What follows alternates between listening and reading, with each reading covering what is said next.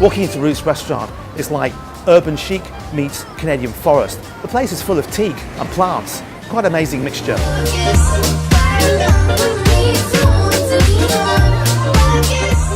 If I had kids, which unfortunately I don't, I'd definitely bring them here because they get to eat for free. The bar inside is quite a construction. It's 100% made from teak wood, and the furniture outside on the terrace is also 100-year-old teak wood.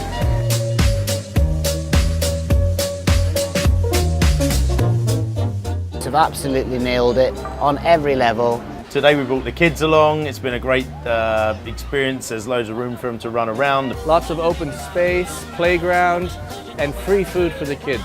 Food's amazing. I think it's fantastic. I've pretty much had everything on the menu. It's not too hot. They've got fans everywhere. We've got a nice grassy floor here, and right next door to the playground. Great place to bring your friends for beers, bring the family out for food.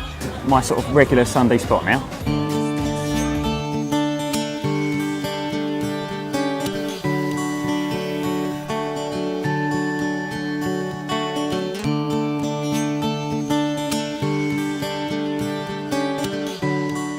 The first thing that strikes you about this lovely, lightly seared tuna is the colour. So this dish, I think, is very well suited for the setting. It's very light, it's fresh. What the chef has done here is he's imported the tuna from Japan, given it a light soy and salt marinade, and then given it a light sear. It's a very fresh, light, delicate taste. It's got a lot of interesting spices. A kind of avocado and tomato salsa. Slight, delicate citrus and orangey taste. And then topped it all with a yuzu and ponzu dressing. If somebody told me that this fish had been just swimming freshly in a nearby river a few moments ago, I'd believe it, because it really does look that fresh. I particularly love yuzu. It's one of my favorite things. The cross between a lime and an orange. It's a really perfect starter to any meal. I think it's a really nice start.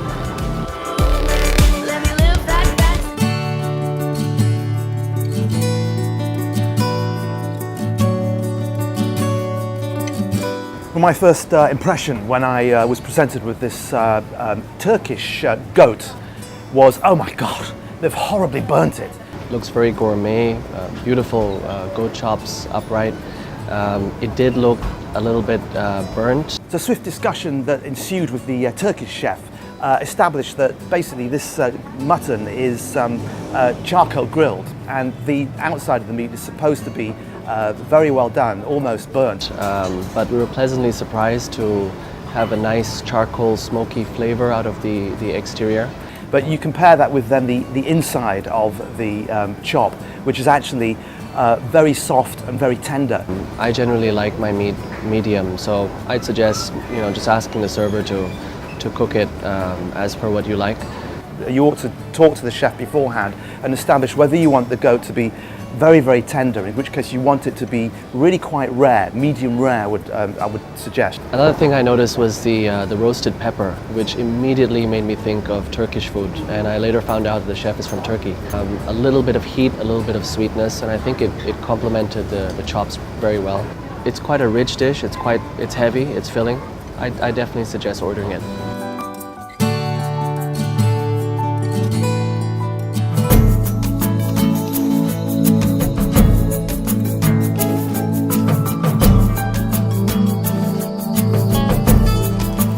What I can say about this pizza, as someone who doesn't eat chilies or hot food, is that actually it's one of the hottest, spiciest pizzas that I've ever tasted. All the flavor actually came from the chili used in the jerk chicken marinade. I'm half Italian, so I do know a little bit about pizza. And I keep getting subjected to all kind of different pizzas in Bangkok. I have to say this is one of the most interesting pizzas that I've come across. They use one of the hottest chilies in the world. The chicken is marinated in this jerk sauce, which is basically a Caribbean sauce. It has a somewhat Middle Eastern, almost Indian aroma to it. It's certainly a pizza which I'll come back and have some more of. And it's something I'd order again.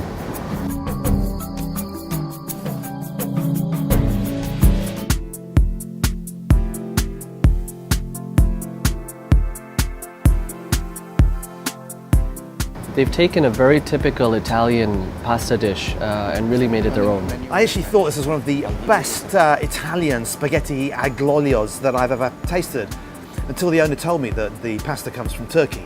When you think of spaghetti al olio, it's typically quite mild and it's got a very strong garlic flavor. More spicy than I think a normal aglio would be, but that's probably because we're in Thailand rather than Italy. This one is full of chili, packed with flavor, and the vegan pork belly really adds an interesting touch. The cottura was pleasantly al dente, which can sometimes be a problem with this kind of dish. They cook it too soft, and that aglio needs to be al dente.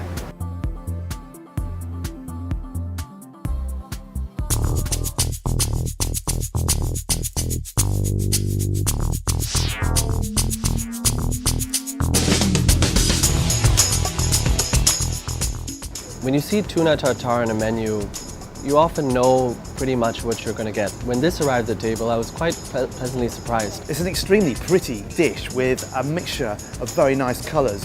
First of all, it looks very gourmet. The plating is done really well. From the pinkness of the tuna to the green of the avocado to the very nice yellow of the sauce, which is orange and real mangoes. The freshness of the ingredients stands out really well. The avocados are absolutely on spot. The great thing about a tuna tartare is that it is light, it's easy to eat. You can just come in here for a quick snack or with friends and have a great drink with it. The sauce on the side, I think, adds a very nice element of citrus and acidity to a dish that actually has quite a bit of fat in it. But it's very filling at the same time. Not overly spiced, in contrast to a lot of the other dishes that we've had today. What I particularly like about this is that the sauce is made from real mangoes and oranges, and it just gives that nice little bit of acidity and sweetness to the tuna and the avocado. It's a very, very nice mix. Yeah, a really nice, simple dish to have for lunch.